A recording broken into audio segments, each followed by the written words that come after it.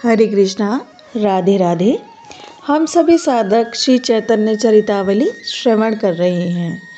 प्रसंग है महाप्रभु बल्लभाचार्य, जो पुष्टि मार्ग के प्रचारक हैं, जिन्होंने अपने को गोप वंश का कहकर प्रकट किया। उन्हीं श्री बल्लभाचार्य को हम बार बार प्रणाम करते हैं।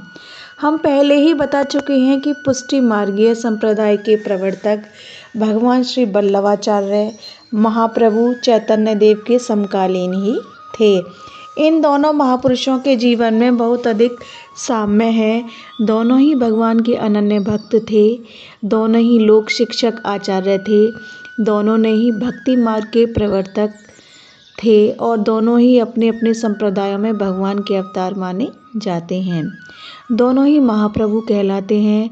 दोनों का ही जन्म केवल 6 वर्ष के आगे पीछे हुआ। भगवान बल्लभाचार्य महाप्रभु चैतन्य देव से 6 वर्ष पूर्व ही इस अवनी पर अवतरित हुए और 2-2.5 वर्ष पहले इस संसार से तिरोभाव को प्राप्त हुए। दोनों के ही जीवन में त्याग, वैराग्य और प्रेम के भाव पूर्ण रीत्या विकसित हुए थे। दोनों ही अपने प्रचंड प्रेम के प्रभाव से प्रेमा अमृत रूपी भक्ति रस से पृथ्वी को परिप्लावित बना दिया। दोनों ही नम्र थे, दोनों ही रसिक थे, दोनों ही गुणग्राही, शांत, अदोषदर्शी और प्रेमोपासक थे। इन दोनों महापुरुषों का 2 बार परस्पर में समागम भी हुआ था। उसका निष्पक्ष विवरण प्राप्त नहीं होता। फिर भी इतना जाना जाता है कि ये एक दूसरे से अत्यंत ही स्नेह करते थे और दोनों में बहुत अधिक प्रगाढ़ता रही होगी। क्यों न रहे, जो संसार को अपनी प्रेमामृत से अमर बना सकते हैं, ये आपस में संकुचित या विद्वेषपूर्ण भाव रख ही कैसे सकते हैं। इसलिए प्रसंगवश यहाँ बहुत ही संक्षेप में भगवान बल्लभाचार्य का परिचय करा देना आवश्यक प्रतीत होता है। जिसके जीवन में त्याग, वैराग्य और प्रेम रूपी चैतन्यता है, वही चैतन्य चरितावली का पात्र है। इसलिए श्री बल्लभाचार्य का चरित्र यहाँ अप्रासंगिक न होगा और उनके चारों चरित्र से पाठकों को शांति और तथा आनंद की ही प्राप्ति होगी। महाप्रभु बल्लभाचार्य का जन्म भारद्वाज गोत्रीय तैत्तिरीय शाखा वाले यजुर्वेदीय शुद्ध और कुलीन ब्राह्मण वंश में हुआ। इनके पूर्वज भट्ट उपाधिधारी दक्षिणी ब्राह्मण थे। उनका कुल वेलनाट नाम से प्रसिद्ध था। इनके पिता का नाम श्री लक्ष्मण भट्ट और माता का नाम यल्लभागारु था। ये लोग आंध्र प्रदेश में व्योम स्तंभ पर्वत के पास कृष्णा नदी के दक्षिण तट पर काकरवाड़ काकुंभकर नामक नगर में रहते थे। पीछे से इनके पूज्य पिता अग्रहार नामक ग्राम में आकर रहने लगे। श्री लक्ष्मण भट्ट एक बार सपत्नीक तीर्थ यात्रा के निमित्त काशी आए और वहीं हनुमान घाट के ऊपर एक घर लेकर रहने लगे। उस समय काशी में बड़ा विद्रोह था। इसी कारण भट्ट महोदय अपनी पत्नी के सहित स्वदेश के लिए चले। इनकी पत्नी गर्भवती थी। रास्ते में चंपारण्य के समीप चोंडा नगर में महाप्रभु का प्रादुर्भाव हुआ। पिता ने चंपारण से सभी सामग्री लाकर पुत्र के यथोचित जात कर्म आदि संस्कार किए और फिर काशी में ही आकर रहने लगे। महाप्रभु का जन्म वैशाख कृष्ण पक्ष 11 संवत 1535 शाके 1400 में रात्रि के समय हुआ था। 5 वर्ष की अवस्था में पिता ने इनका यज्ञोपवीत संस्कार किया। तभी से वेद शास्त्रों की शिक्षा पाने लगे। अब ये 11 वर्ष के थे और इनके पूज्य पिता परलोकवासी हो गए। तभी अपनी माता तथा कई एक शिष्यों को साथ लेकर स्वदेश को गए। इस छोटी सी अवस्था में ही इन्होंने विद्यानगर की राजसभा में पंडितों से शास्त्रार्थ करके विजय लाभ किया और आचार्य पदवी प्राप्त की। विद्यानगर के महाराज की ओर से आपका अत्यधिक सम्मान किया गया। इससे इनकी ख्याति दूर दूर तक फैल गई। फिर आपने अपने बहुत से अनुयायियों के साथ विद्यानगर से कन्याकुमारी, पंढरपुर आदि स्थानों की यात्रा की। पंढरपुर से आप नासिक, त्र्यंबकम, नर्मदा घाट, ओमकारेश्वर, महिष्मती, उज्जैनी, सिद्धवट, चैंगपुर, दतिया, ग्वालियर, धौलपुर आदि स्थानों में अपने प्रतिपक्षियों को परास्त करते हुए और राज्यसभाओं में सम्मान प्राप्त करते हुए मथुरा होकर गोकुल पधारे। वहीं आपको भक्ति मार्ग को प्रकट करने के लिए भगवान की आज्ञा प्राप्त हुई और स्वप्न में भगवान ने इन्हें एक गद्यात्मक मंत्र का उपदेश किया, जिसके द्वारा जीवों का ब्रह्मा के साथ संबंध किया जाता है। यहीं पर कुछ शिष्य आपके शरणापन्न हुए और आप यहीं रहकर शास्त्र प्रणयन करते रहे। इसके अनंतर आपने संपूर्ण ब्रज के तीर्थों की यात्रा की। फिर आप भक्ति का प्रचार करने के निमित्त दक्षिण की ओर गए और वहां गुजरात, काठियावाड़ तथा सिंध के अनेक प्रसिद्ध नगरों में जाकर आपने पंडितों से शास्त्रार्थ किया और भक्ति मार्ग का जोरों से प्रतिपादन किया। वहां इनके पांडित्य की सर्वत्र ख्याति हो गई और हजारों सुनार, भाटिया तथा धनी मानी पुरुष इनके शिष्य हो गए। भेंट पूजा भी यथेष्ट आने लगी और गुजरात तथा काठियावाड़ के भावुक लोगों ने इनका बड़ा ही भारी सत्कार किया। दक्षिण की यात्रा समाप्त करके आपने उत्तर और पूर्व दिशा के तीर्थों की यात्रा की। कुरुक्षेत्र, हरिद्वार, ऋषिकेश, टिहरी, गंगोत्री, केदारनाथ, बद्रीनाथ आदि उत्तर के तीर्थों में होते हुए फिर लौटकर हरिद्वार आ गए और आप नैमिषारण्य आदि तीर्थों में दर्शन करते हुए जगन्नाथ जी के दर्शनों के लिए गए। जगन्नाथ जी से दक्षिण के पथ से महेंद्री पर्वत पर परशुराम जी के दर्शन करते हुए फिर अपने ग्राम अग्रहार में आ गए। कुछ काल अग्रहार में रहकर आचार्य ने दूसरी बार भारत यात्रा करने का विचार किया, इसलिए आप मंगलप्रस्थ, विद्यानगर, लोहगढ़ होते हुए पंढरपुर आए।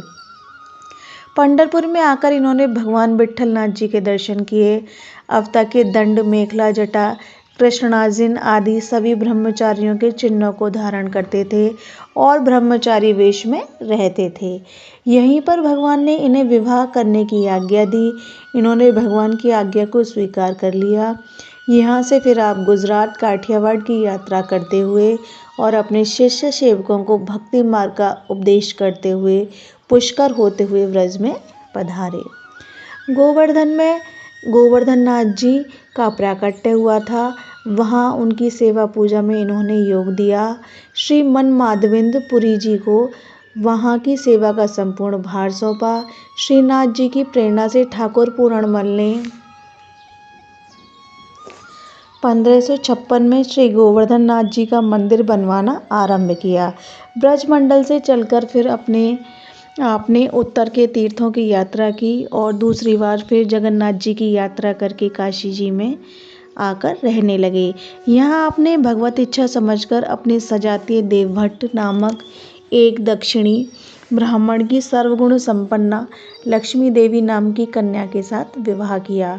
कुछ काल काशी में निवास करके आप फिर उसी प्रकार भ्रमण करते हुए गोकुल में पधारे। तीसरी बार फिर आपने गुजरात, काठियावाड़ आदि देशों में भ्रमण किया और बद्री नारायण के तीसरी बार दर्शन करके गोकुल में आ गए। गोकुल से यमुना जी के किनारे किनारे आगरा होते हुए आप प्रयागराज पहुँचे और संगम के उस पार यमुना जी के तट पर अरैल नामक गांव में घर बनाकर रहने लगे। थोड़े दिन अरैल में निवास करके आप काशी पधारे और वहां से आप चरणाद्रि में जाकर कुछ काल रहे। आचार्य के पास अब द्रव्य की कमी नहीं रहती थी। हजारों धनी मानी सेठ साहूकार इनके शिष्य हो गए, इसलिए ये धन को धार्मिक कार्यों में खूब जी खोल कर खर्च करते थे। काशी में आपने अपनी माता की आज्ञा से 30,000 ब्राह्मणों को श्रद्धापूर्वक भोजन कराया था। काशी से फिर आपने प्रयाग होते हुए अरैल में कुछ काल रहकर व्रज की यात्रा की।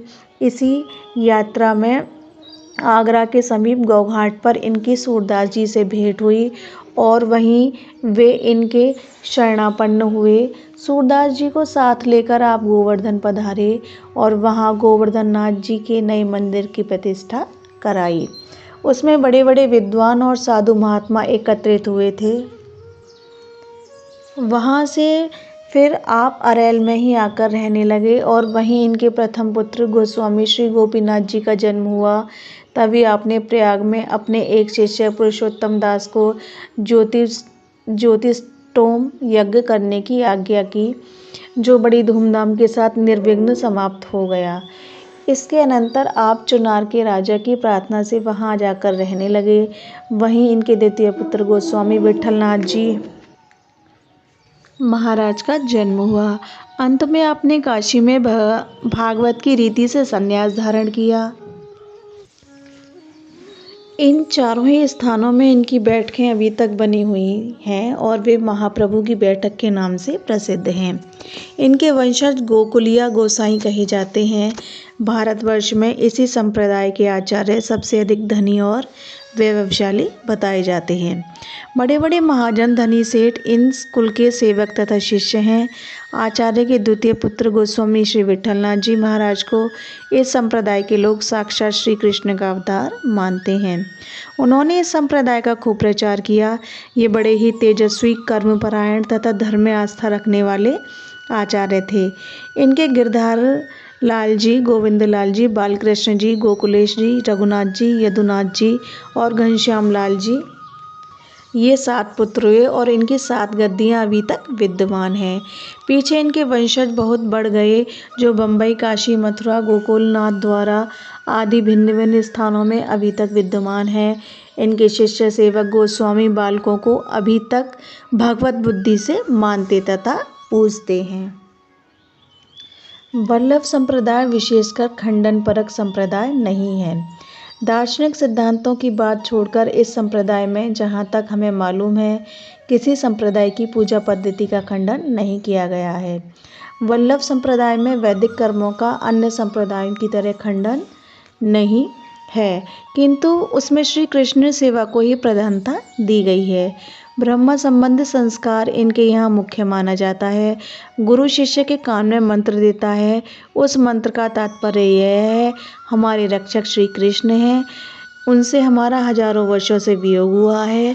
इसी कारण त्रिविध तापों के वशीभूत होकर हमारा संपूर्ण आनंद तिरोहित हो गया है।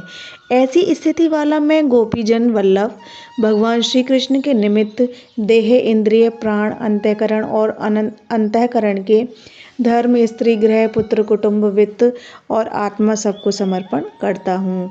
हे कृष्ण, मैं आपका दास हूँ। इस मंत्र से जीवात्मा का ब्रह्मा के साथ संबंध होना मानते हैं।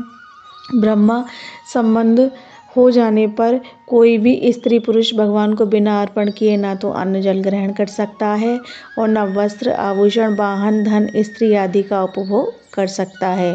सबको कृष्णार्पण पूर्वक भगवत प्रसादी समझकर उपभोग करो, यही इसका तात्पर्य है। कितना ऊंचा भाव है।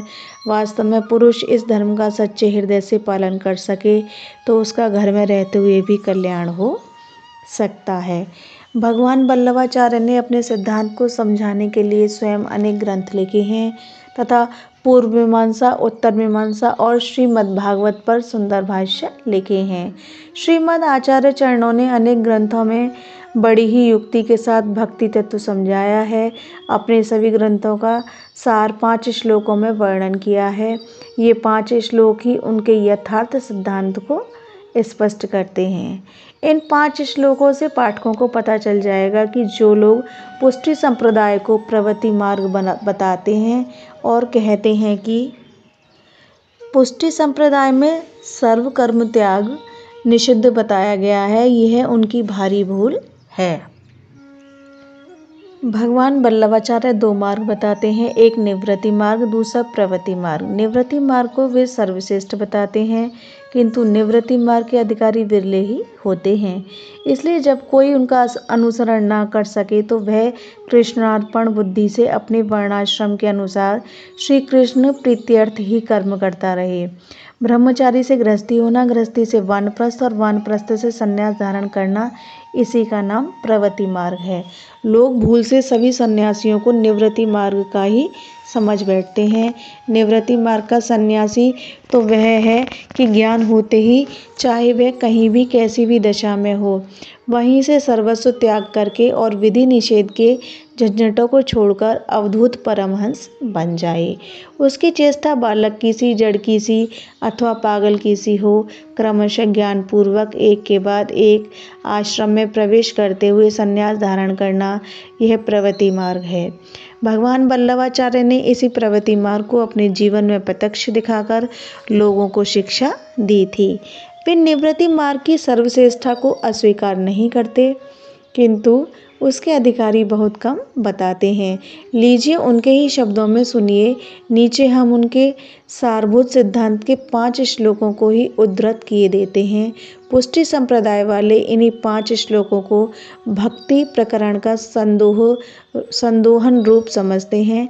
आचार्य आज्ञा करते हैं, सर्वोत्तम सिद्धांत तो यह है कि घर का पूर्ण रीति से परित्याग ही कर देना चाहिए, किंतु पूर्व जन्म के संस्कारों से सभी गृह त्यागने में समर्थ नहीं हो सकते। इसलिए यदि घर को पूर्ण रीत्या त्याग करने की सामर्थ्य न हो तो घर में रहकर सब कार्य श्री कृष्ण के निमित्त उनके प्रीत्यर्थ ही करें। ऐसा करने पर कर्म करने से जो पाप होता है वह पाप न होगा, क्योंकि श्री कृष्ण सभी प्रकार के अनर्थों को मोचन करने वाले हैं। सर्वोत्तम सिद्धांत तो यह है कि संग किसी का करना ही नहीं चाहिए, सभी प्रकार के संगों का एकदम परित्याग कर देना चाहिए। किंतु अनेक जन्मों से जीव का समाज में मिलकर रहते आने का स्वभाव पड़ गया है, इसलिए सब प्रकार के संगों का परित्याग करने में समर्थ न हो सके तो सज्जन तथा संत महात्माओं का ही संग करना चाहिए, क्योंकि संग से जो काम उत्पन्न हो जाता है उसकी औषधि संत ही है। यदि स्त्री आदि परिवार अपने मन के माफिक भगवत भक्ति परायण आदि हो तो उससे भी भगवान की सेवा पूजा आदि करवावे। यदि वह इस ओर से उदासीन हो और आज्ञा करने पर ही सेवा करने को राजी हो तो उससे न कराकर स्वयं करे। यदि वह भगवत सेवा के विरुद्ध हो तो एकदम घर को त्याग कर एकांत में ही जाकर भगवत पूजा अर्चना करनी चाहिए। जो विष्णु परांगमुख हैं वो उनके त्यागने में किसी भी प्रकार का दूषण नहीं है। संसारी भोगों की इच्छा से तो किसी प्रकार का संबंध रखना ही नहीं चाहिए। भगवत सेवा में जो अनुकूल पड़े उसी का चिंतन करना और जो भगवत सेवा में विद्या तक हो उनका सर्वथा त्याग करना। जिस प्रकार पतिव्रता स्त्री को इस बात का पूर्ण विश्वास होता है कि जिसने मेरा एक बार अग्नि के सम्मुख पानी ग्रहण किया है वह मेरी अवश्य ही रक्षा करेगा, उसी प्रकार श्री कृष्ण पर भरोसा रखना कि वे हमारी अवश्य ही रक्षा करेंगे। भगवान को आत्मनिवेदन करने पर उनके प्रति भारी दीनता रखना, यही 6 प्रकार की शरणागति है। फिर से स्पष्ट समझिए। गृह त्याग, असमर्थावस्था में कृष्ण प्रीत्यर्थ घर में रहकर भगवत सेवा रूपी कर्मों का करना। नंबर 2, सर्वसंग परित्याग, असमर्थ होने पर साधु संग करना। नंबर 3, भगवत सेवा के अनुकूल भाव और पदार्थों का ग्रहण, प्रतिकूलों का परित्याग। नंबर 4, यदि परिवार अनुकूल हो तो उसमें रहकर, नहीं तो उसका परित्याग करके एकांत भाव से भगवत सेवा पूजा करना। नंबर 5, प्रभु में दृढ़ विश्वास। नंबर 6, आत्मनिवेदन पूर्वक गुण और दीनता धारण करना। कितने उच्च और सर्वसम्मत सिद्धांत हैं। इतना स्पष्ट करने पर कोई शंका करे और अपनी बात को ही पुष्ट करके त्याग की आड़ में उम्र भर विषयों का भोगने का समर्थन करे तो उसके लिए क्या उपाय है। बस भगवान के शब्दों में हम यही कह सकते हैं, मम माया दुरत्यया, मेरी माया बड़ी कठिन है। इस प्रकार श्री चैतन्य के समकालीन ही होकर गोकुल में रहकर भगवान वल्लभाचार्य ने बालकृष्ण भगवान की पूजा पद्धति का प्रचार किया। इनके बालकृष्ण भगवान के प्रति बड़े ही अलौकिक व्यवहार होते हैं। इनकी मूर्तियाँ बहुत ही छोटी होती हैं और दिन में अनेकों बार भोग लगता है। जिस प्रकार उजाड़ वृंदावन को नगर बनाने का श्रेय और गौर भक्तों को प्राप्त है, उसी प्रकार उजाड़ हुई गोकुल भूमि को फिर से बसाने का श्रेय गोकुलिया गोसाइयों को है। महाप्रभु वल्लभाचार्य ने अरैल में रहकर कई ग्रंथ बनाए थे। जिन दिनों महाप्रभु गौरांग देव, रूप अनूप आदि के सहित प्रयाग में ठहरे हुए थे, तब भगवान वल्लभाचार्य अरैल में ही विराजमान थे। महाप्रभु के भक्ति भाव की प्रशंसा सुनकर वे उनसे मिलने स्वयं आए थे। इसका वर्णन पाठक अगले अध्याय में पढ़ेंगे। अब यह प्रसंग यहीं विश्राम लेता है। हरे कृष्णा, राधे राधे।